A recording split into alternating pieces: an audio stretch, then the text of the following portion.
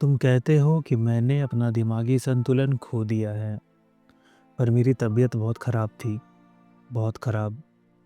यह मत समझो कि मैं पागल हूँ। बीमारी ने मेरी सुनने की शक्ति तेज कर दी है।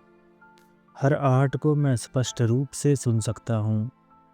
स्वर्ग और पृथ्वी की फुसफुसाहट तक मेरे कानों में गूंजती है, यहाँ तक कि नरक की गहराइयों से उठने वाली चीखें भी।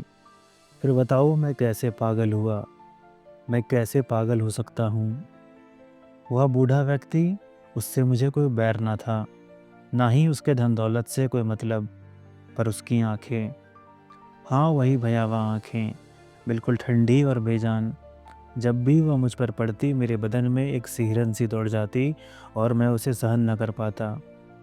फिर एक दिन मैंने अपना मन बनाया उन आंखों को सदा के लिए मिटा देने का। तुम समझोगे मैं कितना होशियार हूँ जब मैं तुम्हें बताऊंगा कि कैसे 7 रातों तक मैं अंधेरे की भांति उसके कमरे में प्रवेश करता, बड़ी सावधानी, बड़ी चतुराई से। मेरी चाल बिल्कुल हल्की होती, हवा के छूने जैसी। हर एक रात को ठीक 12 बजे मैं उसका दरवाज़ा खोलता और धीरे से लालटेन की एक पतली किरण भीतर डालता।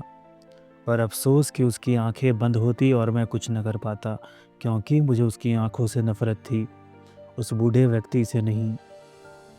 इसके पहले 7 रातों तक मैंने ऐसा किया, 7 लंबी रातें।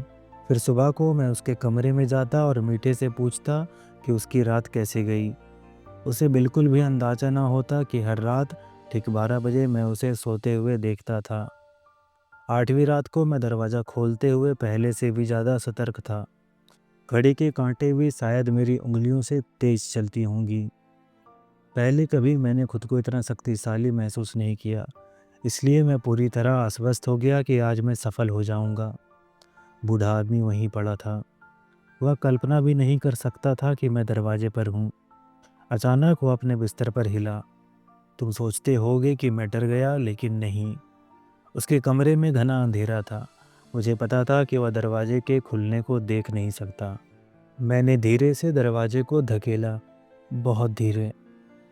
फिर आहिस्ते से मैंने अपना सिर अंदर किया, फिर अपना हाथ जिसमें ढकी हुई लालटेन थी। अचानक बूढ़ा आदमी सीधे बिस्तर पर उठ बैठा और चिल्लाया, कौन है वहाँ? मैं एकदम स्थिर खड़ा रहा। पूरे 1 घंटे तक मैंने एक भी हरकत नहीं की, ना ही मैंने उसे दोबारा बिस्तर पर लेटते हुए सुना। वह बस वहीं बैठा रहा, सुनता रहा।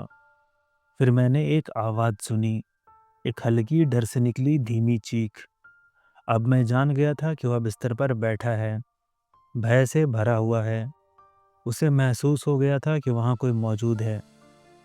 उसने मुझे देखा नहीं था, उसने मुझे सुना भी नहीं था, लेकिन उसने मुझे महसूस किया था। अब उसे मालूम हो गया था कि मौत वहीं खड़ी है। फिर बहुत सावधानी से मैंने लालटेन का कपड़ा हटाया, जब तक कि एक पतली किरण उस गिद्ध जैसी आंख पर न पड़ जाए। वह आंख खुली हुई थी, पूरी तरह खुली हुई, और जैसे ही उसने मुझे घूरा मेरा गुस्सा बढ़ गया। मैं बूढ़े आदमी का चेहरा नहीं देख सकता था, बस वही आंखें, वे कठोर नीली आंखें, और मेरे शरीर का रक्त मानो बर्फ की तरह ठंडा हो गया। मैंने तुम्हें बताया नहीं कि मेरी सुनने की शक्ति असाधारण रूप से तेज हो गई थी। अब मैंने एक धीमी लेकिन स्पष्ट आवाज़ सुनी, जैसे दीवार के पीछे से चलती घड़ी की टिक टिक, या बूढ़े आदमी के दिल की धड़कन थी। मैंने चुपचाप खड़े रहने की कोशिश की, लेकिन वह आवाज़ तेज होती गई।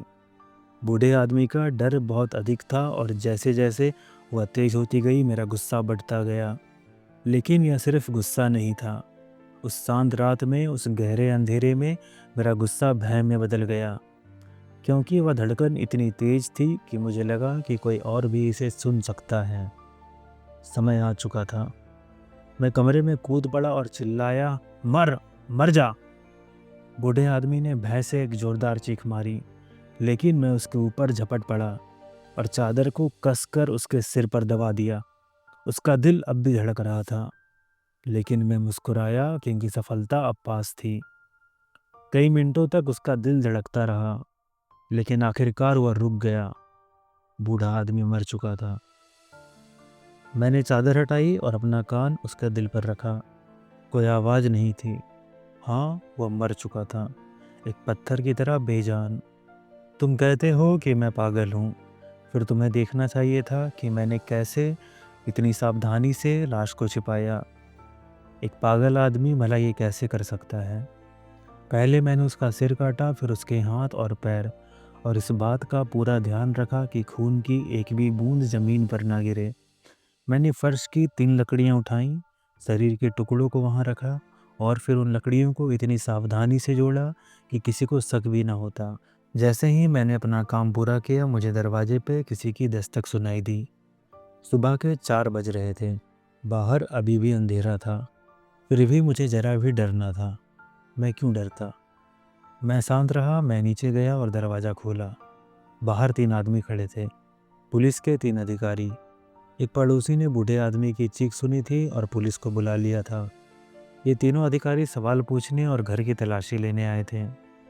बिना किसी झिझक के मैंने उन्हें अंदर आने दिया और उनसे कहा कि वह चीख मेरी खुद की थी। मैंने एक बुरा सपना देखा था और उन्हें बताया कि बूढ़ा आदमी बाहर गया है। मैंने उन्हें पूरे घर में घुमाया और अंत में उन्हें बूढ़े आदमी के कमरे में ले गया। मुझे खुद पर इतना यकीन था कि मैंने उन्हें वहीं बैठने को कहा और खुद भी वहीं बैठ गया, नीचे। मेरा शांत और सहज व्यवहार देखकर पुलिस अधिकारी पूरी तरह अस्वस्थ हो गए। वे हंसी मजाक करते हुए मुझसे बातचीत करने लगे, लेकिन धीरे धीरे मुझे बेचैनी महसूस होने लगी। मेरा सिर भारी होने लगा और अचानक मुझे अपने कानों में एक अजीब सी ध्वनि सुनाई देने लगी। एक धीमी लेकिन स्पष्ट आवाज़।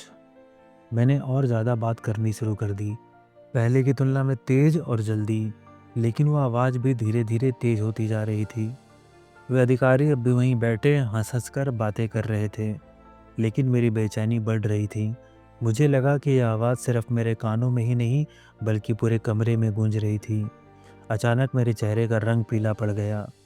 मैंने और तेज़ी से बात करनी शुरू कर दी, लेकिन वो आवाज़ अब और भी तेज हो गई थी। यह आवाज़ मैंने पहले कभी सुनी थी। यह बिल्कुल वैसी ही थी जैसी कि दीवार के पीछे से घड़ी की आवाज़, टिक टिक टिक टिक। यह बूढ़े आदमी का दिल था। हाँ, यह वही धड़कन थी जो मैंने पहले सुनी थी जब मैंने उसे मारा था। वह और तेज हो गई थी, तेज और तेज। लेकिन पुलिस अधिकारी अभी भी बातचीत में लगे हुए थे, जैसे उन्होंने कुछ सुना ही ना हो। यह कैसे संभव था? क्या वे सचमुच में इसे सुन ना सकते थे? नहीं, वे ज़रूर सुन रहे थे। वे जानते थे, वो मुझसे खेल रहे थे। वो मेरी बेचैनी का मजा ले रहे थे। अब मैं और सहन नहीं कर सकता था। यह आवाज़ बहुत तेज हो गई थी, मैं पागल होता जा रहा था। बस अब और नहीं, मैं अचानक चिल्लाया। मैं खड़ा हो गया और फर्श की ओर इशारा करते हुए बोला, हाँ हाँ, मैंने उसे मार डाला। फर्श खोदो और देखो, मैंने उसे वहीं गाड़ दिया है। लेकिन उसका दिल रुकता क्यों नहीं? उसका दिल रुकता क्यों नहीं? उसका दिल रुकता क्यों नहीं? उसका दिल रुकता क्यों नहीं? उसका दिल रुकता क्यों नहीं?